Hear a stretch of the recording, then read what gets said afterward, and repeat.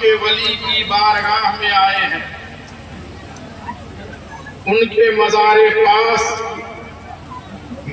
پاک کے قریب میں ایک جلسے میں ہم اور آپ شرکت کی سعادتیں حاصل کر رہے ہیں. اللہ کے ولی کا عرص پاک ہے.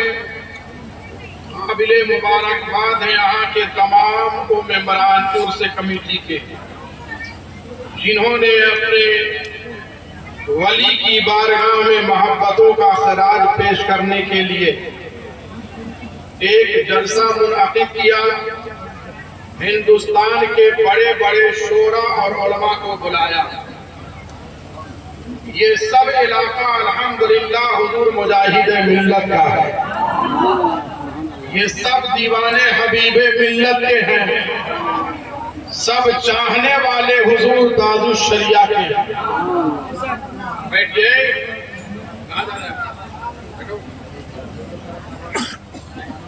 آپ حضرات محبت کے ساتھ بیٹھئے. آپ کے جلسے میں آنے والا شاعر ممتاز کانوی سے ابھی آپ نے سماعت کیا اور خوب دل کھول کر انہیں آپ نے داد و تحسین سے نوازا. اللہ تبارک و تعالی آپ کی کمائی میں برکتیں عطا فرمائے. ابھی ندیم مدھوپوری کو بھی سننا ہے، اختر پرواز کو بھی سننا ہے، باہر سے آنے والا خطیب کو بھی سننا ہے، اور بارگاہ مجاہد ملت کے اس خادم کو بھی سننا ہے. قابل مبارکباد ہے آپ اپنی حضرات. اسی پہ مہربان رب غفور ہوتا ہے. ذرا بولیے دہک کے سنا. اسی پہ مہربان رب غفور ہوتا ہے کہ جس کے قلب میں عشق حضور ہوتا ہے. اور پڑھو درود پڑھو مومنو درود پڑھو. درود پڑھنے سے چہرے پہ نور ہوتا ہے. درود پڑھنے سے چہرے پہ نور ہوتا ہے. آئیے عشق و محبت کی بھرپور توانائیوں کے ساتھ نبی اور آل نبی کی بارگاہ میں جھوم کر پڑھیے درود پاک.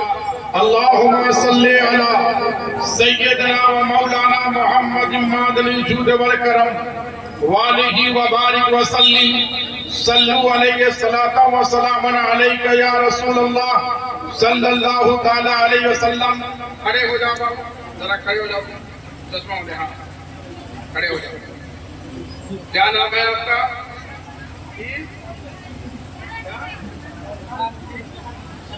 کتنا سال سے یہ عرص ہو رہا ہے؟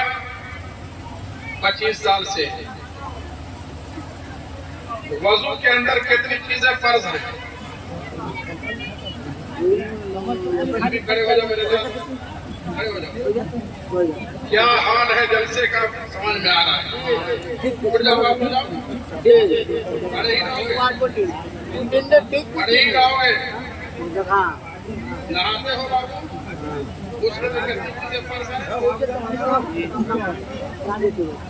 یہ ہے ہمارے جلسوں کا حال.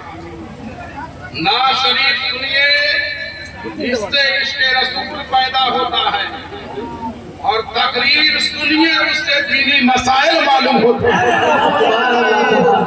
نعت نبی کا سننا اس لیے ضروری ہے کہ اس سے سینے میں عشق مصطفیٰ پیدا ہوتا ہے، اور علماء کا بیان سننا اس لیے ضروری ہے کہ علماء کے بیان سے اسی ایمان کی حفاظت ہوتی ہے، اسے عشق رسول کی حفاظت ہوتی ہے. تو غسل میں 4 چیزیں فرض ہیں. اب تک نہیں سنا ہوگا تو سن لو. غسل میں 3 چیزیں فرض ہیں، اور وضو میں 4 چیزیں فرض ہیں. وضو میں کتنی چیزیں فرض ہیں اور نہانے میں 3. اتنی بات آج یاد رکھنا بس. کہ اللہ کے ولی کا عرص پاک ہے. ولی کی شان کیا ہوتی ہے، ولی کا مقام کیا ہوتا ہے. شاعر کہتا ہے کہ غم کا کشکول توڑ دیتے ہیں. بولیے سبحان اللہ. غم کا کشکول توڑ دیتے ہیں، لاکھ مانگو کروڑ دیتے ہیں. اور ہے تصرف نظام عالم پر، रुख हवाओं का मोड़ देते हैं। है तसर्रुफ निजाम आलम पर रुख हवाओं का मोड़ देते हैं। मोहतरम सामीन कराम, अल्लाह रब्बुल इज्जत का बेहिसाब फजलो करम है कि उसने हमें और आपको मुसलमान बनाया और नबी पाक अलैहिस्सलाम का वफादार उम्मती होने का शरफ अता फरमाया।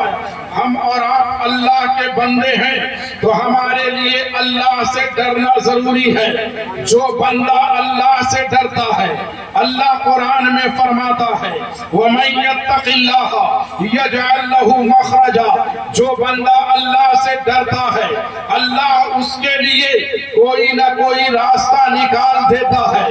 तमाम नेकियों का सरचश्मा अल्लाह से डरना है और तमाम गुनाह करने का सबब अल्लाह से ना डरना हो जाता है। जो बंदा अल्लाह से डरता है मस्जिदों को आबाद करता है, जो बंदा अल्लाह से डरता है कुरान की तिलावत करता है, जो बंदा अल्लाह से डरता है ज़कात देता है, जो बंदा अल्लाह से डरता है साहब इस्तिताअत होता है तो हज किया करता है, जो बंदा अल्लाह से डरता है माँ बाप की फरमा बरदारी करता है, जो बंदा अल्लाह से डरता है नबी पाक के अहकामात पे अमल करता है, जो बंदा अल्लाह से डरता है उसके हाथों में शराब की बोतल नहीं होती है, कुरान के पारे दिखाई देते हैं। जो बंदा अल्लाह से डरता है उसकी ज़बान पर फिल्मी गाने नहीं होते, नबी के नाक के तराने हुआ करते हैं। जो बंदा अल्लाह से डरता है उसका कदम सिनेमा हॉल की तरफ नहीं जाता, मस्जिदों की तरफ जाया करता है। जो बंदा अल्लाह से डरता है, हम और आप समझते हैं कि अल्लाह से डरेगा तो बंदा झूठ से बचेगा, अल्लाह से डरेगा बंदा नफरत से बचेगा तो बंदे का जीना दो भर हो जाएगा। याद रखो जब दुनिया के सारे दरवाजे बंद हो जाते हैं तो अल्लाह अपनी रहमतों का दरवाजा खोल देता है। जब दुनिया के सारे दरवाजे बंद होते हैं तो अल्लाह अपनी रहमतों का दरवाजा उस बंदे के लिए खोलता है जो बंदा अल्लाह से डरता है। इसलिए दिल में अल्लाह का खौफ पैदा कीजिए। यहाँ हम और आप बैठे हुए हैं, इंसान जब जागता है उसकी आंखें देखती हैं, इंसान जब जागता है हाथों में पकड़ने की कुव्वत होती है, इंसान जब जागता है पाँवों में चलने की सलाहियत होती है, इंसान जब जागता है जबान में बोलने की कुव्वत होती है, इंसान जब जागता है कान में सुनने की कुव्वत होती है। अभी आप उर्से बाबा सनम में आए हुए हैं, मजमा में बैठे हैं, अभी आप जाग रहे हैं, अपनी आंखों से नदीम मधुपुरी को देख रहे हैं, अपने कान से मुमताज तानवी की नात को सुन रहे हैं, बारगाहे मुजाहिद मिल्लत के इस खादिम को देख रहे हैं। इंसान जागता है, आंखें काम करती हैं, इंसान जागता है, हाथ काम करता है, इंसान जागता है, पाँव काम करता है, इंसान जागता है, आंख काम करती है, आंख और नाक कान काम करते हैं। मगर यही इंसान जब सो जाता है आंखें रखता है मगर सोने वाला किसी चीज को देख नहीं पाता, सोने वाला चल नहीं पाता, सोने वाला पकड़ नहीं पाता, सोने वाला सोते हुए वक्त में बोल नहीं पाता। अब बयानतदारी के साथ बोलिए, इस मजमा में आप आए हैं, अल्लाह न करे अगर कोई जहरीला सांप आ जाए, आप जाग रहे हैं, अपनी आंखों से देखेंगे, हिम्मत होगी कोई डंडा उठाएंगे, उसको मारने की कोशिश करेंगे, हिम्मत ना होगी देखकर पांव के जरिए भागकर अपनी जान आप बचा लेंगे। मजमे में सांप आ गया, उसको मारने की पहली कोशिश होगी, मार ना पाएंगे, भागकर अपनी जान बचा लेंगे। मगर ऐ उर्से सनम बाबा में आने वालों, अगर आप यहाँ से जाओगे, नील की गोद में बिस्तर पे पहुंच गए और आपके बिस्तर पर अगर कोई सांप आ गया, आपकी आंखें बंद हैं, देख नहीं पा रही हैं, फिर कैसे आपकी हिफाजत होगी? कौन आपकी हिफाजत करेगा? एक वजीफा बताया जा रहा है, एक तरीका बताया जा रहा है, اس طریقے پہ عمل کرنا کتابوں میں آتا ہے۔ ایک انسان جب سونے کے لیے بستر پر جاتا ہے فوراً اس کے پاس اللہ کا فرشتہ آتا ہے، اس کے پاس شیطان بھی آتا ہے۔ اللہ کا فرشتہ کہتا ہے اے سونے والا انسان نیکی کا کام کر کے سو جا، اے سونے والا انسان ثواب کا کام کر کے سو جا۔ اب نیکی کی فہرست بڑی ہوتی ہے، گویا کہ فرشتہ کہتا ہے اے سونے والا انسان سونے سے پہلے اپنے نبی پہ درود پڑھ کر کے سو جا، اے سونے والا انسان سونے سے پہلے کلمہ پڑھ کے سو جا، اے سونے والا انسان سونے سے پہلے ماں باپ کی خدمت کر کے سو جا، اے سونے والا انسان سونے سے پہلے وضو کر کے سو جا، اے سونے والا انسان سونے سے پہلے عشاء کی نماز پڑھ کے سو جا۔ فرشتہ آپ کو اچھائی کی تعلیم دیتا ہے اور شیطان آپ کو گناہ کی تعلیم دیتا ہے۔ گویا شیطان کہتا ہے اے سونے والا سونے سے پہلے موبائل میں فلم دیکھتے دیکھتے سو جا، فلمی گانے کو سنتے سنتے سو جا، غلط تصویریں دیکھتے دیکھتے سو جا، گیم کھیلتے کھیلتے سو جا۔ اگر آپ نے فرشتہ کے بتائے ہوئے طریقے کے مطابق سونے سے پہلے کوئی نیکی کا کام کر کے سو لیا تو اس کی برکت یہ ملے گی کہ آپ تو سوتے رہیں گے مگر اللہ کا فرشتہ رات بھر آپ کی حفاظت کرتا رہے گا، رات بھر تک آپ کی حفاظت کرتا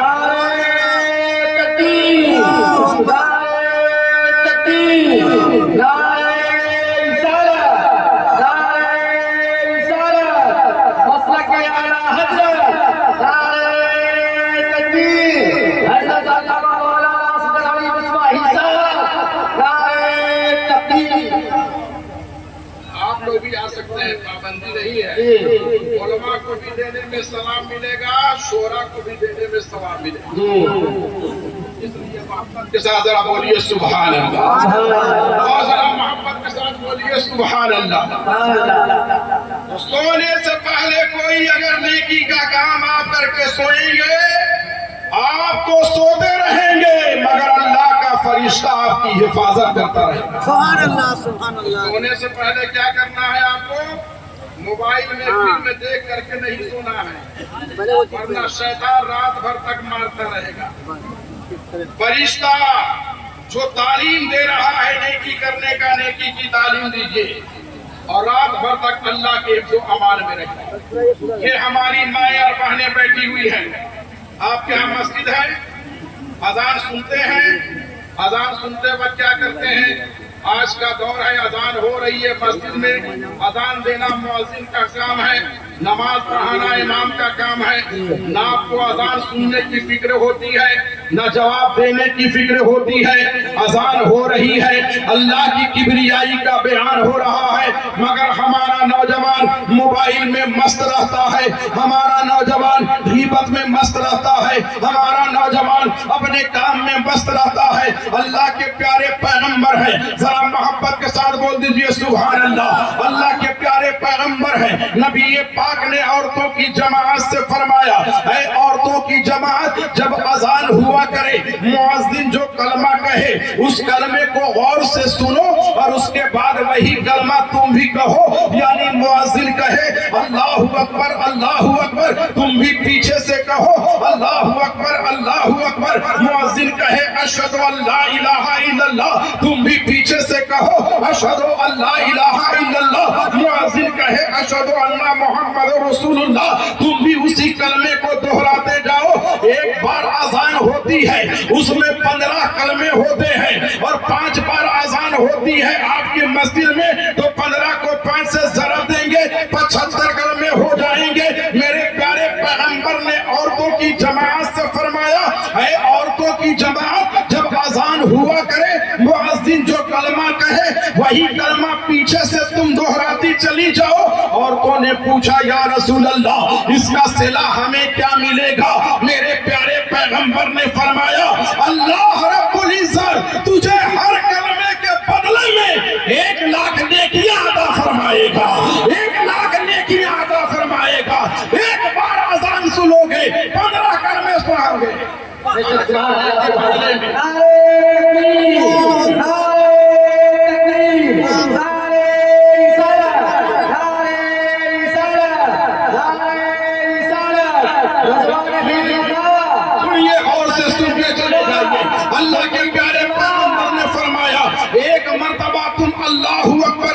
ہوگی تو اللہ تعالیٰ تجھے ایک کلمے کے بدلے میں 1,00,000 نیکیاں عطا فرمائے گا. اب ایک بار اذان ہوتی ہے, ایک بار فجر کی اذان ہوئی, اس میں 15 کلمے ہیں, تم نے اذان کا جواب دے دیا ہے. عورتوں کی جماعت, ایک مرتبہ اذان کے جواب دینے میں 15,00,000 نیکیاں مل رہی ہیں. ظہر کا وقت آیا, تم نے اذان سن لیا, جواب دے دیا, 15,00,000 نیکیاں اور بڑھ گئی. عصر کا وقت آیا, تم نے اذان سن لی, پھر جواب دیا, 15,00,000 نیکیاں. تو دن بھر میں آپ کی مسجد میں 5 وقت اذان دی جاتی ہے, اور 5 وقت کی اذان میں 75 کلمے ہوتے ہیں. تو 75,00,000 نیکیاں عورتوں کو گھر میں بیٹھ کر کے نبی عطا فرما رہے ہیں. یہ اللہ کا کرم دیکھو, یہ ہماری مائیں اور بہنیں ہیں, انہوں نے اپنی نیکیاں سن لیا, اسی پہ اکتفا نہ کیا. ہماری ماں ہوتی ہے, اس کو فکر اپنے بیٹے کی ہوتی ہے. ہماری بہن ہوتی ہے, اس کو فکر اپنے بھائی کی ہوتی ہے. ہماری بیوی ہوتی ہے, اس کو فکر اپنے شوہر کی ہوتی ہے. ہماری بیٹی ہوتی ہے, اس کو اپنے فکر باپ کی ہوتی ہے. عورتوں کی جماعت نے نبی کی بارگاہ میں عرضی پیش کی, یا رسول اللہ, یہ ثواب ہم نے عورتوں کے لیے تو سن لیا, اگر ہمارا بھائی, اگر ہمارا شوہر, اگر ہمارا بیٹا, اگر ہمارا لال مر اسی کلمے کو دہرائے گا تو اسے کیا ثواب ملے گا؟ نبی نے فرمایا, مرد دہرائے گا تو اللہ ہر کلمے کے بدلے میں 2,00,000 نیکیاں عطا فرمائے گا, 2,00,000 نیکیاں عطا فرمائے گا. عورت اگر ایک دن اذان کا جواب سن کر 5 وقت کی جواب دیتی ہے, 75,00,000 نیکیاں کماتی ہے. مرد دیتا ہے تو 1.5 کروڑ نیکیاں کما جائے.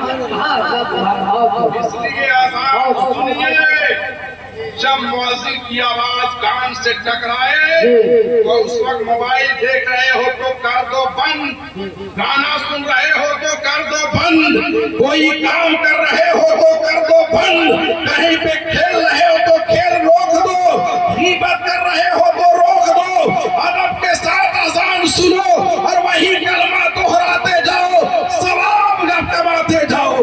یہ تو ثواب کی بات ہو گئی. مگر ہمارا بھائی اذان سنتا ہے, گیم میں لگا ہوا ہے, اذان سنتا ہے, موبائل میں لگا ہوا ہے, اذان سن رہا ہے, کسی عورت سے بات کر رہا ہے, اذان سن رہا ہے, کسی کا مذاق اڑانے میں لگا ہے. یاد رکھیے, میرے پیارے پیغمبر نے ارشاد فرمایا ہے, جو آدمی اذان سنتا ہے اور اذان کے وقت دنیاوی باتوں میں مشغول رہتا ہے تو اندیشہ یہ ہے کہ اس کا خاتمہ کفر پر ہو جائے گا, ایمان پہ خاتمہ نہ ہوگا. آپ ذرا اندازہ لگائیے, آپ اتنا بڑا جلسہ سجائے ہوئے ہیں, عرس منائے ہوئے ہیں, جلسہ کرنے کا اصل مشن اور مقصد یہ ہونا چاہیے, ہم نعت نبی سن کر عشق مصطفیٰ کا چراغ دل میں جلائیں اور اسی چراغ کی روشنی میں مسجدوں کو آباد بھی کرتے رہیں, ماں باپ کی خدمت بھی کرتے رہیں, پڑوسیوں کے حقوق بھی ادا. یہ ہماری مائیں اور بہنیں بیٹھی ہوئی ہیں, روٹی کا ایک ٹکڑا, چاول کا ایک دانہ, جسے ہم اور آپ اپنے پاؤں سے روند دیتے ہیں. جانتے ہیں یہ روٹی کا ٹکڑا کیا ہے, چاول کا دانہ کیا ہے؟ اللہ کے پیارے پیغمبر صلی اللہ تعالی علیہ وسلم نے اپنے گھر کے صحن میں روٹی کا ایک گرا ہوا ٹکڑا دیکھا. ام المومنین حضرت عائشہ رضی اللہ تعالی عنہ کو بلایا, کہا, اے عائشہ, ان روٹی کے ٹکڑوں کا احترام کیا کرو, اس لیے کہ جس گھر سے یہ روٹی کے ٹکڑے روٹ کے چلے جاتے ہیں, اللہ اس گھر میں غربت بھیج دیتا ہے, مفلسی ڈال دیتا ہے, تنگ دستی پیدا کر دیتا ہے.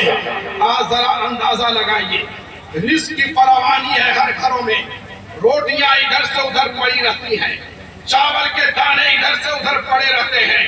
اس لیے اے میری ماں اور بہنوں, تم جس وقت برتن دھونے کے لیے بیٹھتی ہو بہت سارے چاول کو نالیوں میں بہا دیتی ہو، روٹی کے ٹکڑے کو ادھر سے ادھر پھینک دیتی ہو، یا تو اسے کھا جاؤ یا کسی ایسی جگہ رکھ دو جہاں چڑیاں آ کر کھا لے، کوئی جانور آ کر کھا لے، اس رزق کی ناقدری نہ کرو۔ ایک روٹی کے ٹکڑے کی کتنی اہمیت ہوتی ہے، آئیے ذرا غور سے سنیے، سننے سے پہلے محبت کے ساتھ بولیے سبحان اللہ، اور ذرا محبت کے ساتھ بولیے سبحان اللہ۔ حضرت عبداللہ ابن عمر ہیں، اپنے گھر سے جا رہے ہیں، گھر سے جانے سے پہلے آپ نے گھر کے صحن میں روٹی کا گرا ہوا ٹکڑا دیکھا، اپنے غلام کو آپ نے بلایا اور کہا اے میرے غلام روٹی کے ٹکڑے کو اٹھا کر رکھ دو، شام میں جب واپس آؤں گا یہ روٹی کا ٹکڑا تو ہمیں دینا۔ حضرت عبداللہ ابن عمر اپنے غلام کو یہ نصیحت کر کے چلے جاتے ہیں، شام ہوتی ہے، آپ اپنی ضروریات سے فارغ ہو کر اپنے گھر آتے ہیں، آنے کے بعد آپ اپنے کام کاج سے فارغ ہو جاتے ہیں، اپنے غلام کو بلایا، غور سے سنیے گا، غور سے سنیے، آپ نے اپنے غلام کو بلایا اور کہا اے میرے غلام روٹی کا ٹکڑا لاؤ، روٹی کا ٹکڑا لاؤ۔ حضرت عبداللہ ابن عمر کے غلام نے کہا حضور میں نے روٹی کے ٹکڑے کو کھا لیا ہے۔ حضرت عبداللہ ابن عمر فرماتے ہیں اے میرے غلام جب تو نے روٹی کے ٹکڑے کو کھا لیا تو جا، میں نے تجھے غلامی سے آزاد کر دیا، آزادی کا پروانہ دے دیا۔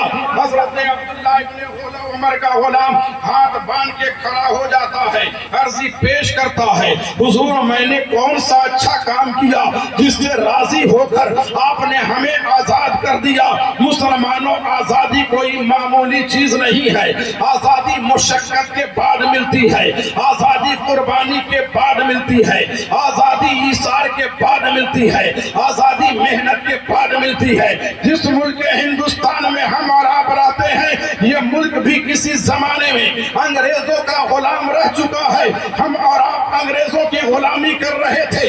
اس ملک ہندوستان کو انگریزوں کی غلامی سے آزادی حاصل کرنے کے لیے مشقتوں سے گزرنے پڑا، پریشانیاں برداشت کرنے پڑی، نہ جانے کتنے عورتیں بیوہ ہوئی ہیں تو ہندوستان آزاد ہوا ہے، کتنے بچے یتیم ہوئے ہیں تو ہندوستان آزاد ہوا ہے، کتنی نوجوانوں نے پھانسی کے پھندے کو چوما ہے تو ہندوستان آزاد ہوا ہے، کتنے لوگوں کے سینوں کو گولیوں سے چھلنی کیا گیا ہے تو ہندوستان آزاد ہوا ہے۔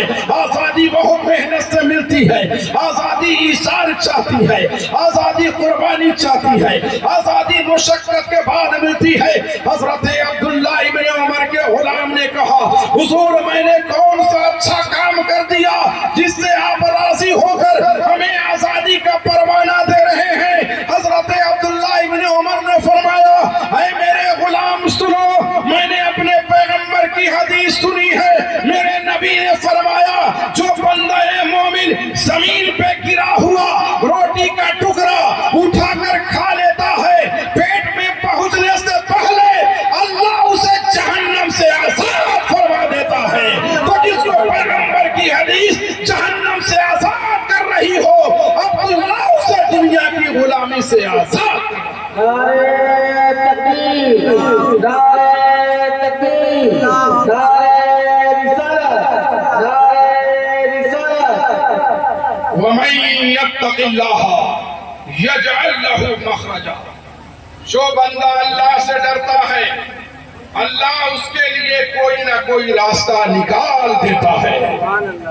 جن کا اس سے پاک ہم بنا رہے ہیں یہ بھی اللہ سے ڈرنے والے، سرکار مجاہد ملت اللہ سے ڈرنے والے، حضور حبیب ملت اللہ سے ڈرنے والے، حضور تاج الشریعہ اللہ سے ڈرنے والے، حضور خواجہ غریب نواز اللہ سے ڈرنے والے، حضور غوث پاک اللہ سے ڈرنے والے۔ جس ولی کے در پہ آپ جائیں گے ان کے دل میں خوف خدا پائیں گے، اس لیے کہ کوئی بھی بندہ اس وقت تک ولایت کے مقام پہ نہیں پہنچتا جب تک کہ اس کے سینہ عشق رسول کا مدینہ نہیں بن جاتا اور اس کا دل خوف الہی سے معمور نہیں۔ جو بندہ اللہ سے ڈرتا ہے نمازوں کی پابندی کرتا ہے، جو بندہ اللہ سے ڈرتا ہے مالی نصاب ہوتا ہے تو زکات دیتا ہے. جو بندہ اللہ سے ڈرتا ہے شراب سے نفرت کرتا ہے, جوا سے نفرت کرتا ہے, غیبت سے نفرت کرتا ہے, چغلی سے نفرت کرتا ہے, اس لیے اس سے پاک میں آنے والوں اپنے سینے میں اللہ کا ڈر پیدا کرو. جب انسان کے دل میں اللہ کا ڈر آ جاتا ہے بندہ ہر جگہ گناہ سے بچتا ہے. آخری بات میں بیان کر کے اپنی بات کو ختم کر رہا ہوں. حضرت امام غزالی علیہ الرحمہ مکاشفۃ القلوب میں اس واقعہ کو نقل فرماتے ہیں. آپ فرماتے ہیں, تحریر فرماتے ہیں, ایک انسان تھا, ایک عورت کی محبت میں گرفتار ہو گیا. اظہار محبت کرنے کے لیے موقع تلاش کر رہا ہے مگر کوئی موقع اسے مل نہیں پا رہا ہے. اچانک اس نے کیا سنا جس سے وہ محبت کرتا ہے, اس کی محبوبہ سفر پہ روانہ ہو رہی ہے, ایک قافلہ کے ساتھ جا رہی ہے. اس نوجوان کو قافلہ میں جانے کی کوئی ضرورت نہیں تھی مگر صرف اپنی محبوبہ سے ملاقات کرنے کے لیے, اپنے دل کا راز اس سے بتانے کے لیے اس قافلہ میں شریک ہو جاتا ہے. قافلہ چلتا رہا, لوگ چلتے رہے, محبوبہ آگے بڑھتی رہی, یہ نوجوان بھی آگے بڑھتا رہا. کچھ دنوں کے بعد قافلہ ایک جگہ ٹھہر جاتا ہے, نوجوان بھی ٹھہر جاتا ہے, رات کا سناٹا ہو جاتا ہے, سارے لوگ نیند کی گود میں ہیں, اس کی آنکھوں سے نیند غائب ہو چکی ہے. اس کی تو ایک ہی چاہت ہے, اس کی ایک ہی آرزو ہے, اس کی ایک ہی تمنا ہے, کسی طرح میری ملاقات اپنے محبوبہ سے ہو جائے, میں اپنے دل کی بات اس تک پہنچا دوں. رات کا سناٹا ہو چکا, مجمع میں سناٹا طاری ہے, سارے لوگ نیند کی گود میں ہیں. یہ نوجوان اٹھا, دھیرے دھیرے اپنے معشوقہ کے قریب گیا, اس کے پاس پہنچا, اس کے کان میں جا کر کہتا ہے, شاید کہ تجھے معلوم نہیں ہے اتنے دنوں سے میں تجھ سے محبت کرتا ہوں, اظہار محبت کا مجھے کوئی موقع نہ ملا, آج یہ موقع میسر آیا ہے, اٹھ جا میرے گلے سے لگ جا, میری خواہشات کی تکمیل کر دے. وہ عورت جس کے دل میں اللہ کا ڈر تھا, اس نوجوان کے دل میں اللہ کا ڈر نہیں تھا, اس لیے اپنے گھر کو چھوڑ چکا ہے, سفر اختیار کر چکا ہے, محبوبہ کے پاس پہنچ چکا ہے, اپنی بات پہنچا رہا ہے, برائی کرنے پہ آمادہ ہے, مگر وہ خاتون جس کے سینے میں خدا کا ڈر تھا. عورت کہتی ہے, اتنا بڑا مجمع ہے, اتنے سارے لوگ قافلہ میں ہیں, میری تمہاری حرکت کو کوئی دیکھ لے گا تو کیا کہے گا. نوجوان کہتا ہے, کوئی دیکھ نہیں رہا ہے, سب کے سب سو گئے ہیں. عورت پھر کہتی ہے, ذرا ایک ایک کر کے سب سے قریب ہو جاؤ, دیکھو کوئی جھاگ تو نہیں رہا ہے. نوجوان اٹھا, ایک ایک آدمی کے پاس گیا, سب گہری نیند میں ہیں, جلدی سے دوڑ کر آیا, آنے کے بعد کہنے لگا, اے میری معشوقہ جلدی سے اٹھ جاؤ, موقع غنیمت ہے, سارے لوگ سو رہے ہیں, میری خواہشات کی تکمیل کر دو. عورت کہتی ہے, اے میرا محبوب سنو, سارے لوگ سو گئے تو کیا ہوا, مجھے اور تجھے اور پوری کائنات کو جس خدا نے پیدا کیا ہے, کیا اللہ بھی سو رہا ہے, کیا خدا بھی سو رہا ہے, اس خدا کے بارے میں تمہارا کیا عقیدہ اور گمان ہے. نوجوان کہتا ہے, اللہ سونے سے پاک ہے, اللہ نیند سے پاک ہے, اللہ آن سے پاک ہے. معشوقہ کہتی ہے, کوئی دیکھے نہ دیکھے, ہمارا خدا ہمیں دیکھ رہا ہے, ہمارا پروردگار ہمیں دیکھ رہا ہے, اس لیے ہم تم سے گناہ نہیں کر سکتے. لوگ نہیں دیکھے تو کیا ہوا, میرا خدا ہمیں دیکھ رہا ہے. اے اس سے مقدس میں آنے والوں, رات کے سناٹے میں اس عورت کو گناہ سے کس نے بچایا ہے, اللہ کے ڈر نے بچایا ہے, اللہ کے خوف نے بچایا ہے. اس لیے ہمارا بھی اپنے دل میں اللہ کا خوف پیدا کریں تاکہ ہم بھی گناہوں سے دور رہیں. نماز 5 وقت تمام مسلمان مرد و عورت عاقل بالغ پر فرض ہے. اس لیے نوجوانوں, بابا سے محبت بھی کرو, اور محبت کا تقاضا یہ ہے کہ مسجد کو آباد بھی کرو, دل بابا کے آستانے پہ جھکاؤ اور سر خدا کی بارگاہ میں جھکاؤ. دل محبت کے لیے ہے, سر بندگی کے لیے ہے, محبت جاتی ہے، بندگی خدا کی جاتی ہے۔ اس لیے ہمارا دل اللہ والوں کے آستانے پہ جھکتا ہے اور سر خدا کی بارگاہ میں جھکتا ہے۔ دل محبت کے لیے ہے، سر بندگی کے لیے ہے۔ بندگی اسی وقت ہوتی ہے جب سینے میں اللہ کا ڈر ہوتا ہے۔ اللہ رب العزت ہم سب کے سینے کو عشق رسول کا مدینہ بنائے، اور اللہ اپنے محبوب کے نقش قدم پر ہم سبوں کو چلنے کی توفیق عطا فرمائے۔